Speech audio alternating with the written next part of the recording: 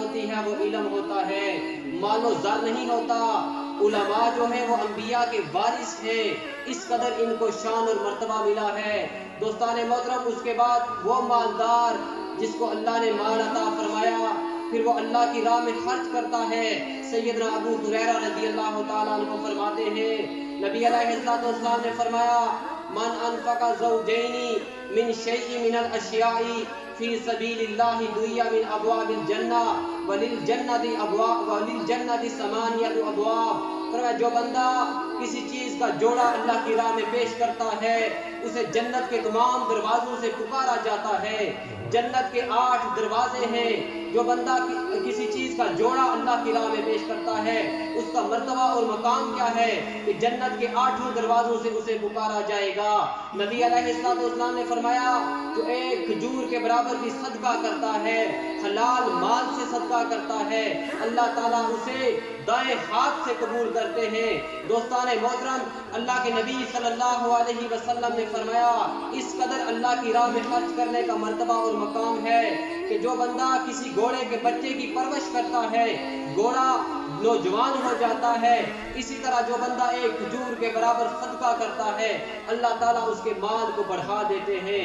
دوستان محترم، اس کے بعد وہ شہید جو اللہ کی راہ میں جان کا نذرانہ پیش کرتا ہے، اس کے بارے میں اللہ تعالیٰ نے ارشاد فرمایا، وَلَا تَقُولُوا لِمَن يُقْتَلُ فِي سَبِيلِ اللَّهِ أَمْوَاتٌ بَلْ أَحْيَاءٌ وَلَٰكِن لَّا تَشْعُرُونَ۔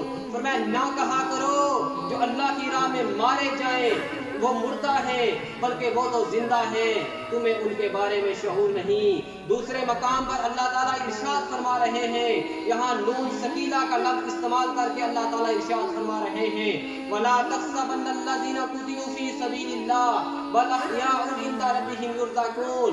فرمایا ہرگز نہ کہا کرو جو اللہ کی راہ میں مارے گئے کہ وہ مردہ ہیں، بلکہ وہ تو زندہ ہیں، انہیں اللہ کے ہاں رزق دیا جاتا ہے۔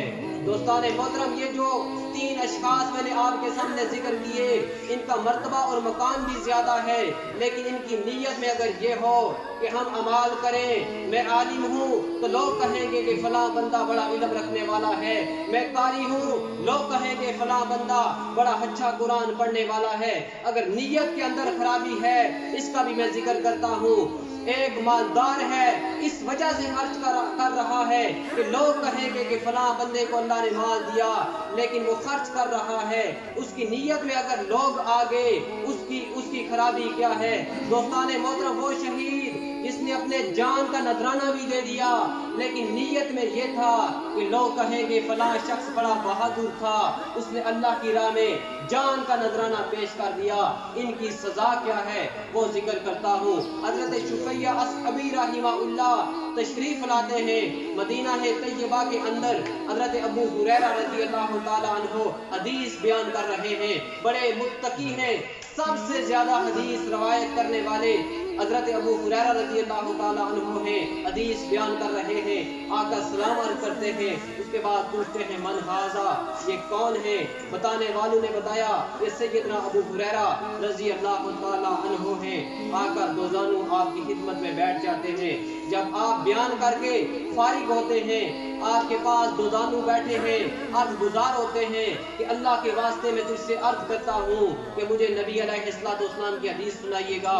حضرت ابو ہریرہ رضی اللہ تعالیٰ عنہ نے فرمایا ضرور رسول اللہ صلی اللہ علیہ وسلم کی حدیث آپ کو سناتا ہوں۔ سیدنا ابو ہریرہ رضی اللہ تعالیٰ عنہ فرماتے ہیں آج میں آپ کو وہ حدیث سناؤں گا، میں اور اللہ کے نبی صلی اللہ علیہ وسلم تھے، کوئی تیسرا بندہ نہیں تھا۔ ابو ہریرہ رضی اللہ تعالیٰ عنہ اس قدر متقی ہیں، اس قدر اللہ سے ڈرنے والے ہیں، جو ہی حدیث سنانے لگے اللہ کا خوف آیا، زمین پر گرے، بے ہوش ہو گئے، اس کے بعد ہوش آیا، افاقہ ہوا، حدیث بیان کرنے لگے، زوردار سے چیخ ماری اور پھر گرے، بے ہوش ہو گئے، اس قدر اللہ سے ڈر رہے ہیں۔ دوستو بزرگوں، آپ ہی دیکھو کہیں میں اور آپ ہی اس زمرے میں تو نہیں آ رہے۔ تیسری بار بھی یہی ہوا، زوردار سے چیخ نکلی اور بے ہوش ہو گئے، آپ کو افاقہ ہوا، آپ نے تھاما اور حدیث بیان کرنے لگے، کہنے لگے میدان محشر تمام امتیں موجود ہوں گی، اللہ تعالیٰ فیصلہ کرنے کے لیے نزول فرمائیں گے، تمام امتیں گھٹنوں کے کے بل گری پڑی ہوں گی۔ اللہ تعالیٰ فرمائیں گے 3 اشخاص کو بلایا جائے، 3 اشخاص کو پیش کیا جائے۔ پہلے نمبر پر وہ عالم قرآن، وہ قاری قرآن۔ اللہ تعالیٰ ان سے پوچھیں گے کیا میں نے تجھے دین کا علم نہیں سکھایا؟ کیا میں نے تجھے قرآن نہیں سکھایا؟ وہ کہے گا یا اللہ کیوں نہیں، تو نے تو مجھے قرآن کا علم سکھایا، تو نے مجھے دین سکھایا۔ اللہ فرمائیں گے کیا تو نے لوگوں تک پیش کیا؟ وہ کہے گا یا اللہ ہاں دن رات محنت کر کے لوگوں تک پیش کیا۔ اللہ فرمائیں گے تو جھوٹ بول رہا ہے۔ فرشتے بھی بولیں گے، برملا بولیں گے تو جھوٹ بول رہا ہے۔ اللہ فرمائیں گے تو نے اس وجہ سے یہ عمل کیا، تو نے اس وجہ سے دین سیکھا کہ لوگ کہیں گے میں حدیث بیان کر رہا ہوں، میری واہ واہ ہو جائے، میری بلے بلے ہو جائے، لوگ کہیں فلاں شخص بڑا اچھا بیان کرنے والا ہے۔ تیری نیت کے اندر یہ تھا، اس وجہ سے تو نے لوگوں کے لیے یہ عمل کیا۔ آج تیرا عمل میں تیرے منہ پر مارتا ہوں اور تو جہنم میں چلا جا۔ اس کے بعد اللہ تعالیٰ اس مالدار شخص کو بلائیں گے جس کو اللہ نے بڑا مال عطا فرمایا، اس نے دنیا میں خرچ بھی کیا لیکن اس وجہ سے کیا کہ لوگ کہیں گے کہ فلاں شخص بڑا مالدار ہے، اللہ کی راہ میں خرچ کرنے والا ہے۔ اللہ پوچھیں گے کیا میں نے تجھے دنیا میں مال نہیں عطا فرمایا؟ وہ کہے گا یا اللہ ہاں تو نے مال عطا فرمایا، ہاں تو نے مال عطا فرمایا، میں نے خرچ بھی کیا ہے۔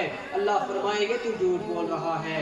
فرشتے بھی برملا بولیں گے تو جھوٹ بول رہا ہے، تو نے اس وجہ سے مال خرچ کیا کہ لوگوں کے ہاں میرا بڑا چرچا ہو جائے، لوگوں کے ہاں بڑا میرا مقام ہو جائے، لوگوں کے ہاں میرا بڑا مرتبہ ہو جائے۔ اس وجہ سے دنیا میں تجھے شہرت مل گئی، دنیا میں تو بڑا فیمس ہو گیا، دنیا میں تجھے بڑا مقام مل گیا۔ تیرے عمل میں میری رضا شامل نہیں تھی، آج تیرا یہ عمل تیرے منہ پر مارتے ہیں، جا تو جہنم میں چلا جا۔ پھر تیسرے نوجوان کو بلایا جائے گا جو بڑا بہادر شخص ہے، جس نے اللہ کی راہ میں جان کا نذرانہ پیش کیا۔ دوستان محترم، میں نے پہلے عرض کیا جو اللہ کی راہ میں جان کا نذرانہ پیش کرتا ہے وہ شہید ہوتا ہے۔ شہید کو اللہ نے زندہ قرار دیا اور اسے اللہ کے ہاں رزق بھی دیا جاتا ہے۔ اللہ فرما رہے ہیں تمہیں شعور نہیں، ادھر جان کا نذرانہ پیش ہوتا ہے، اللہ تعالیٰ کا اس بندے کو ادھر دیدار ہو رہا ہوتا ہے۔ دوستان محترم، شہید کی روح اس طرح قبض ہوتی ہے جیسے مکھن سے بال نکالا جائے، اسے تکلیف نہیں ہوتی، اس قدر یعنی اللہ نے اسے شان اور مرتبہ عطا فرمایا۔ اللہ شہید کو بلائیں گے، پوچھیں گے بتا میں نے تجھے جان نہیں عطا فرمائی، تجھے میں نے بہادر نہیں بنایا؟ وہ کہے گا ہاں اللہ تو نے مجھے بڑی شان بھی عطا فرمائی، تو نے مجھے یہ مقام بھی عطا فرمایا، تو نے مجھے ہمت اور جرأت بھی عطا فرمائی۔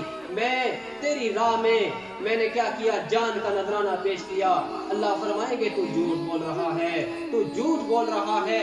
فرشتے بھی کہیں گے، برملا بولیں گے تو جھوٹ بول رہا ہے۔ اللہ فرمائیں گے تیرے عمل میں یہ ریاکاری تھی، یہ خرابی تھی کہ لوگ کہیں گے فلاں بندہ بڑا بہادر ہے، فلاں بندہ بڑا طاقتور ہے، اس نے جان کا نذرانہ پیش کیا، لوگوں کے لیے تو نے عمل کیا، اس وجہ سے تجھے دنیا میں شہرت مل گئی، دنیا میں تجھے مقام اور مرتبہ مل گیا۔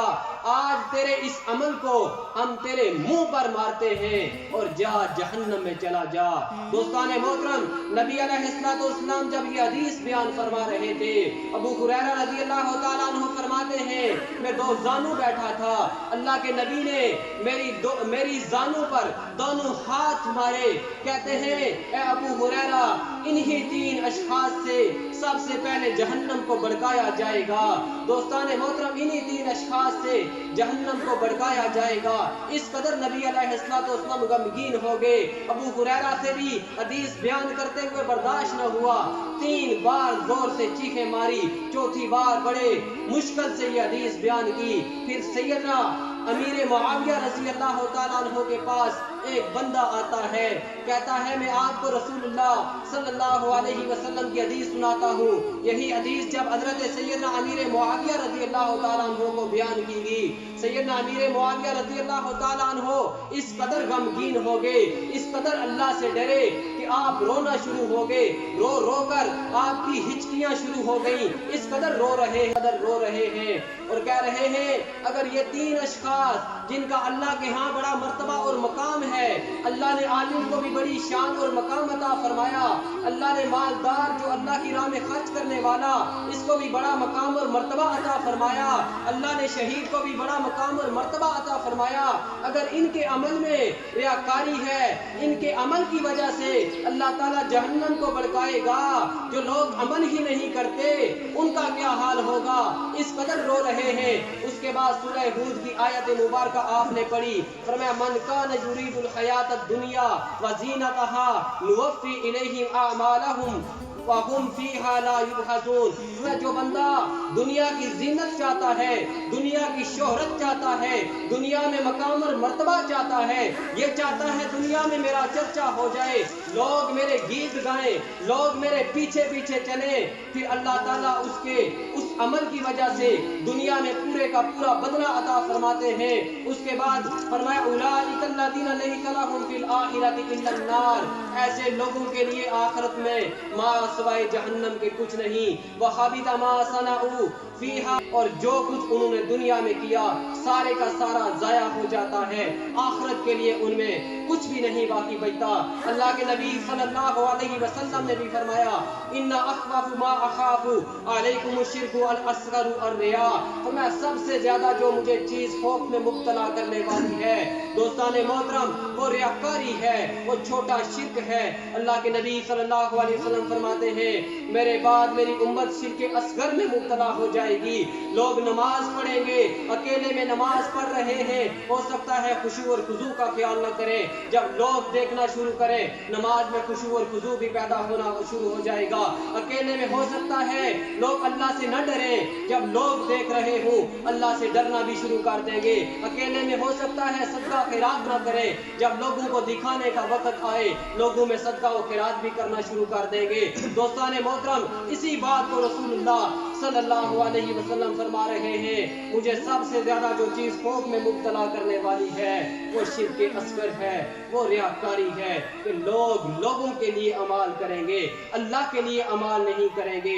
دوستان محترم کہیں میں اور آپ بھی کیا اس زمرے میں نہیں آ رہے کہ آج ہم نماز پڑھتے ہیں، کیا ہماری یہ نیت تو نہیں کہ لوگ ہمیں دیکھیں تو کہیں بڑا نمازی ہے، کہیں ہم صدقہ و خیرات کریں ہماری نیت کے اندر یہ بھی خرابی تو نہیں کہ لوگ کہیں کہ فلاں بندہ صدقہ و خیرات تو نہیں کہ لوگ کہیں کہ فلاں شخص بہادر ہے۔ دوستان محترم اسی بات کو بلے شاہ نے اپنے الفاظ میں یوں بیان فرمایا پڑھ پڑھ کتاباں علم دیاں تے نام رکھ لیا قاضی، ہاتھ وچ پھڑ کے تلوار تے نام رکھ لیا غازی، مکے مدینے گم آیا تے نام رکھ لیا حاجی، او بلیا تو حاصل کی کیتا جے تو رب نہ کیتا راضی۔